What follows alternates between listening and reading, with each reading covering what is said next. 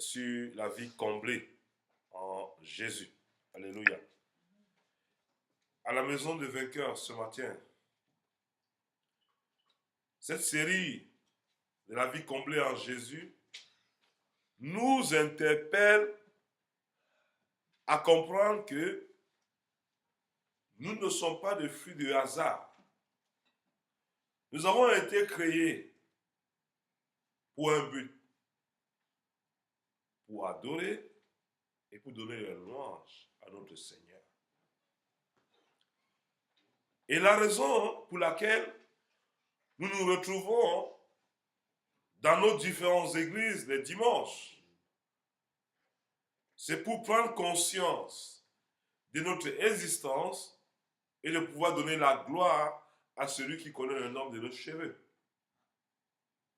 C'est pour ça que la doctrine de Jésus était une contradiction par rapport aux pharisiens qui essayaient d'enseigner Dieu sur la terre dans les cathédrales. Jésus a été un révolutionnaire. Et de nos jours, les porteurs de bonnes nouvelles sont des révolutionnaires. Alors vous devez comprendre que votre vie, c'est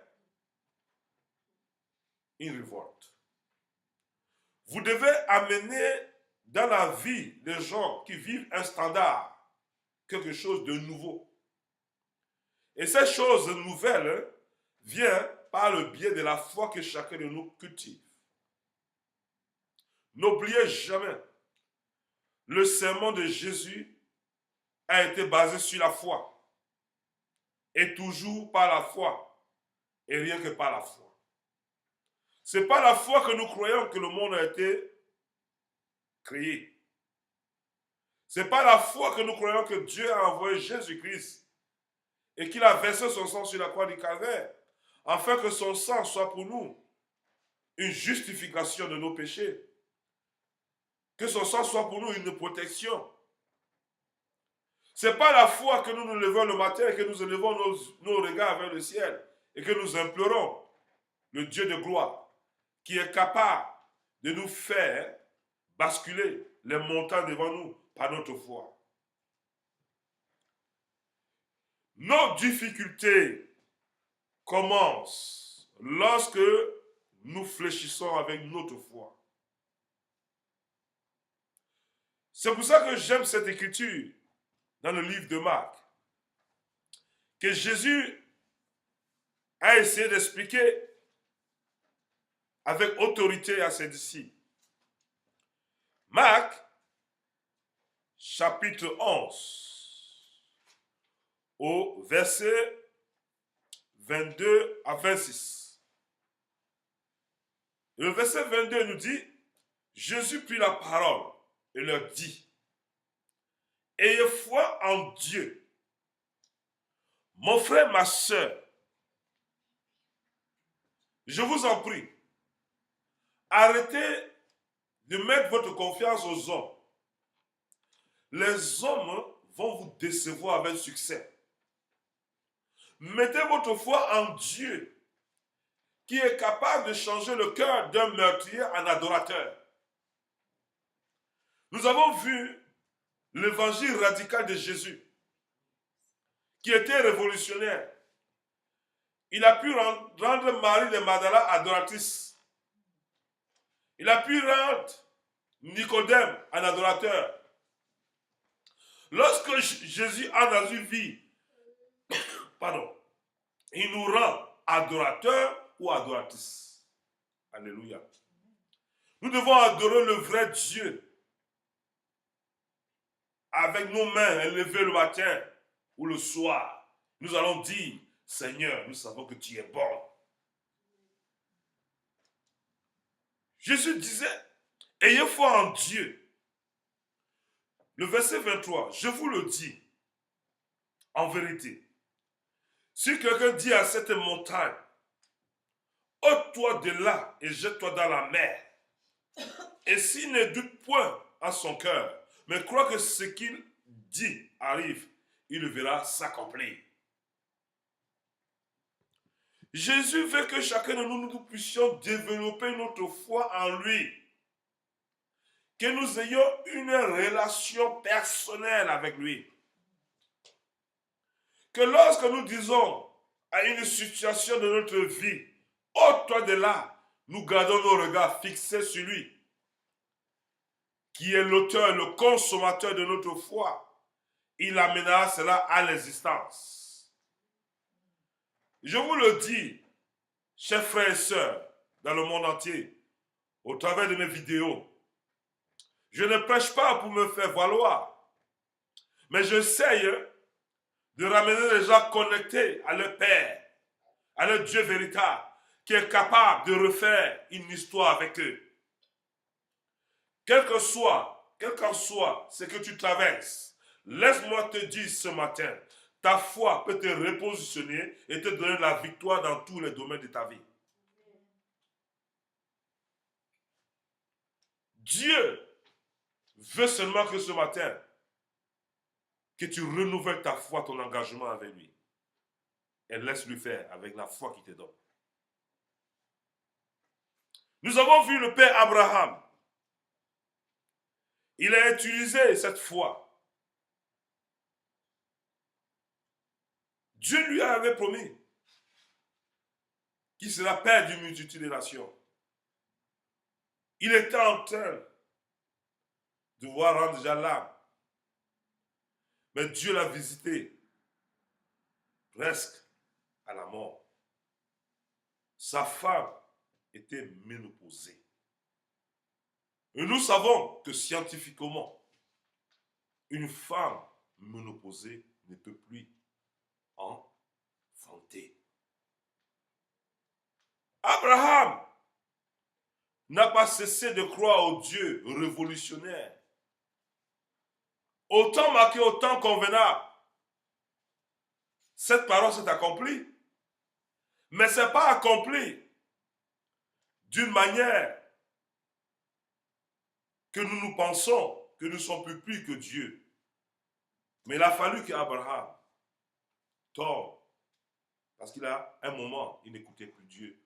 Il écoutait sa femme en voulant aider Dieu. Il allait faire un enfant avec sa servante. Mais, comme il a toujours été connecté avec Dieu, il a su que ce n'était pas la promesse. Mais il est revenu se reconnecter avec Dieu. Et Dieu a fait ce qu'il a promis au départ avec sa femme qui était ménopausée. Elle a eu un enfant qu'on appelle Isaac. Mon frère, ma soeur. Pardon? Isaac. Abraham. Alléluia. Non. Alléluia. C'est très important de comprendre l'histoire de la connexion. Quand Dieu te promet quelque chose, tu dois rester attentif.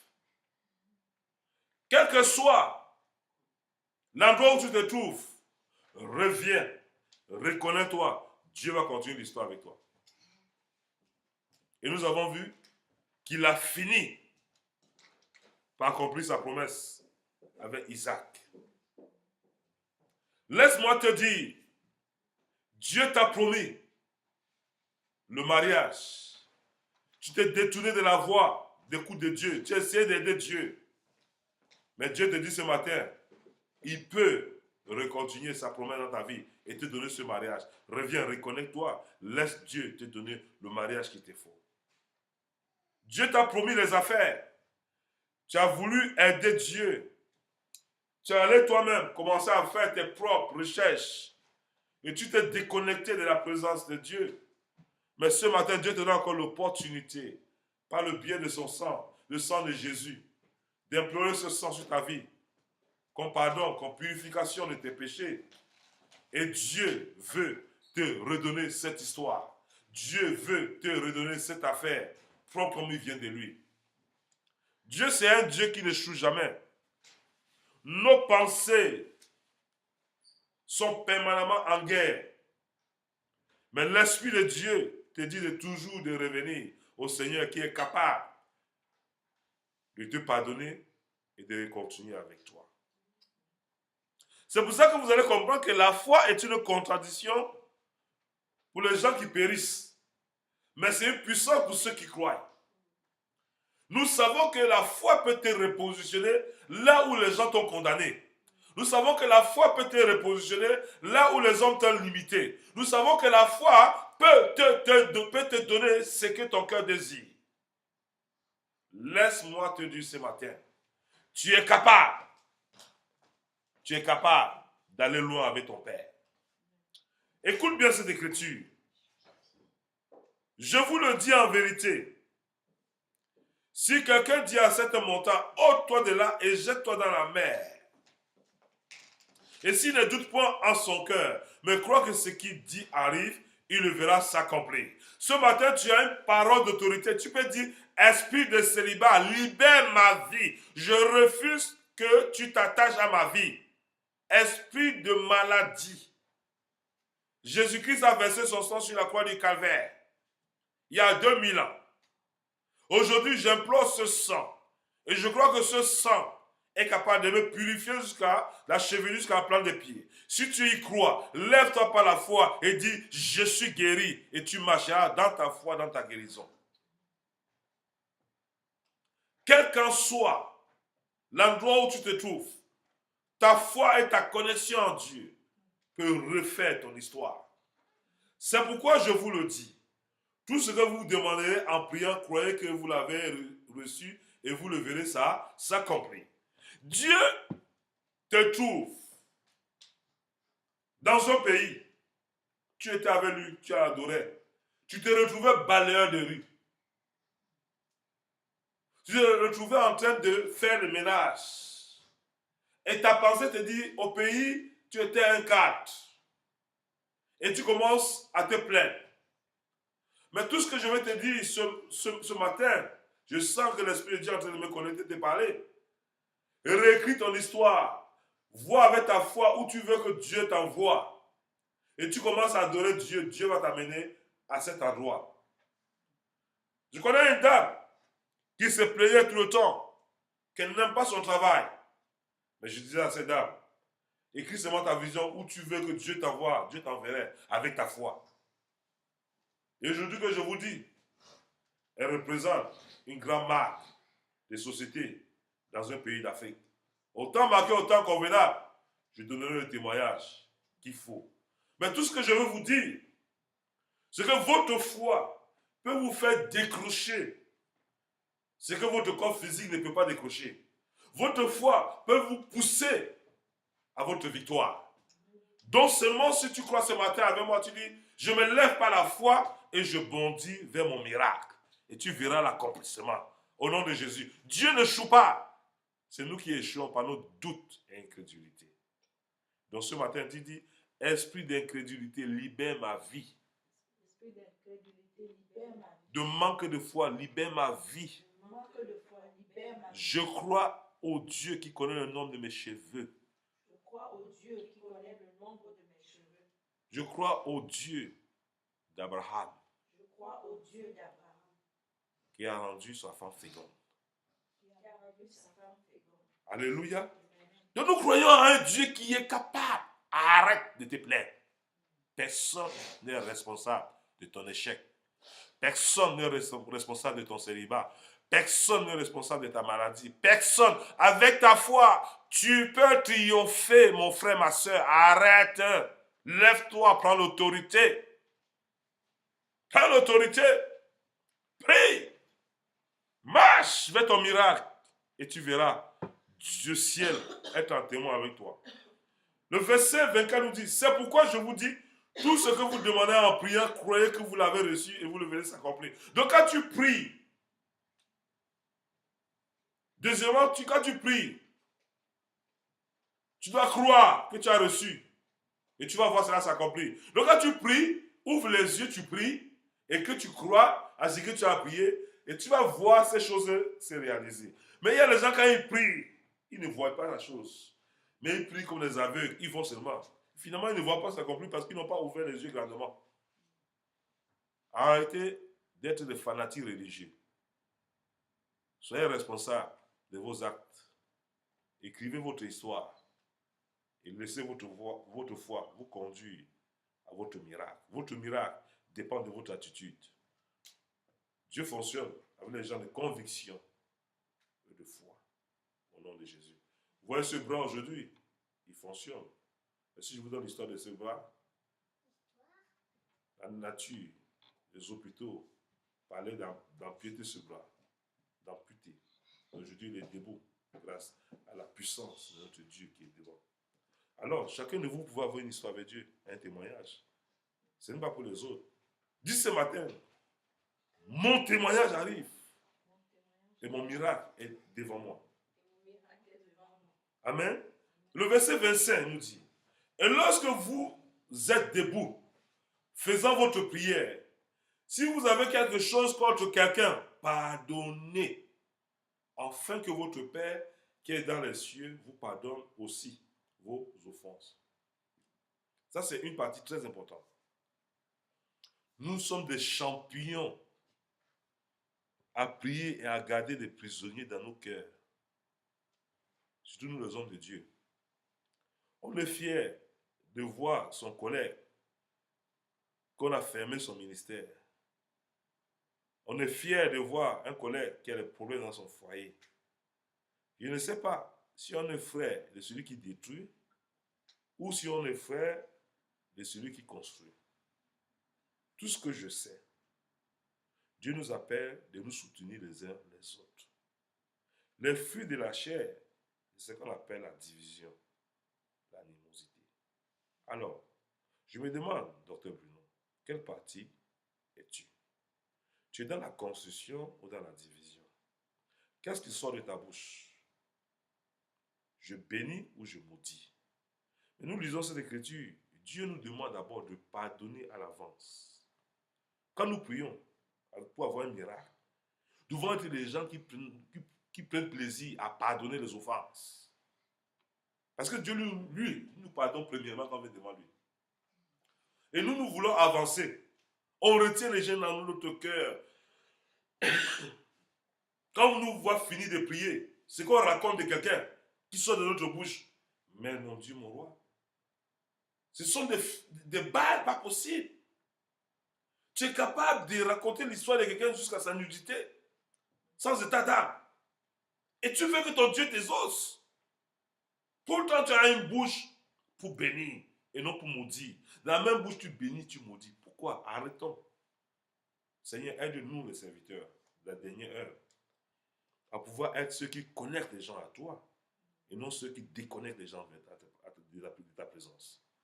Donc ma prière ce matin, c'est que ton Esprit Saint tombe sur nous et nous donne de vivre le véritable amour qui va mener le vrai réveil dans ce monde qui court de mal en pays. Aujourd'hui, les hommes préfèrent aller avec les animaux parce qu'ils appellent que les animaux sont fidèles aux hommes. Où nous allons? Aujourd'hui, quand on parle d'avoir les fruits de l'esprit et d'abandonner les fruits de la chair, mais on prend plaisir à développer les fruits de la chair. Allez partout, je vous défie. Vous allez toujours entendre des mauvaises paroles que des bonnes paroles. Dieu ne peut pas faire un miracle. Il nous dit ici au verset 25. Et lorsque vous êtes debout, faisant votre prière, si vous avez quelque chose contre quelqu'un, pardonnez, afin que votre Père qui est dans les cieux vous pardonne aussi vos offenses. Verset 26. Mais si vous ne pardonnez pas, votre Père qui est dans les cieux ne vous pardonnera pas non plus vos offenses. C'est pour ça que tu pries. Tes prières n'avancent pas parce que tu ne pardonnes pas. Arrête d'être religieux. Tu vas aller de gauche à droite. On va prier, la calvitie va venir sur ta tête.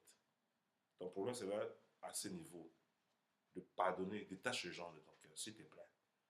Ce matin, aie courage à genoux toi devant le Dieu de gloire, à qui nous devons toutes les explications. Tu fais les affaires.